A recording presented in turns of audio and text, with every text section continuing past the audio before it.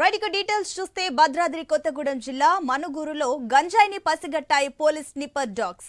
పట్టణంలో సీఐ సోమ సతీష్ కుమార్ ఆధ్వర్యంలో మాదక ద్రవ్యాల కోసం తనిఖీలు చేపట్టారు.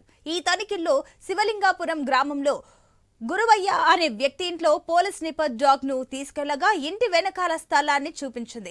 అక్కడ భూమిని తవ్వగా 2 కిలోల గంజాయి దొరికింది. పక్కనే మరో ఇంట్లో స్నిపర్ డాగ్ సాయంతో 2 లీటర్ల సారాను స్వాధీనం చేసుకున్నారు. ఇరువురిపై కేసు నమోదు చేశారు. ఇక తెలంగాణ రాష్ట్రంలో అత్యంత వేగంగా మాదక ద్రవ్యాలను గుర్తుపట్టడంలో ఈ గ్రేస్ అనే డాగ్ గోల్డ్ మెడల్ కూడా సాధించిందని తెలిపారు.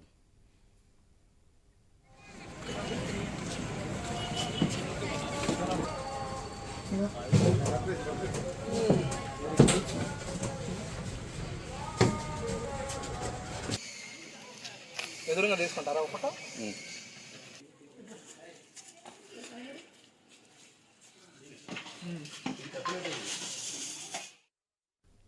భద్రాద్రి కొత్తగూడెం జిల్లా మనుగూరులో గంజాయిని పసిగట్టాయి పోలీస్ స్నిపర్ డాగ్స్. పట్టణంలో సీఐ సోమ సతీష్ కుమార్ ఆధ్వర్యంలో మాదక ద్రవ్యాల కోసం తనిఖీలు చేపట్టారు.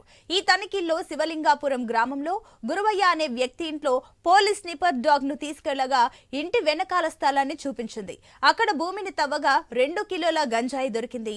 పక్కనే మరో ఇంట్లో స్నిపర్ డాగ్ సాయంతో 2 లీటర్ల సారాను స్వాధీనం చేసుకున్నారు. ఇరువురిపై కేసు నమోదు చేశారు.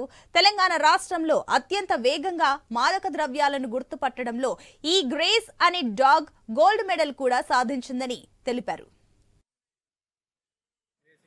నార్కోటిక్ డాగ్, అది బెల్జియం మిల్నాయిస్ బ్రీడ్.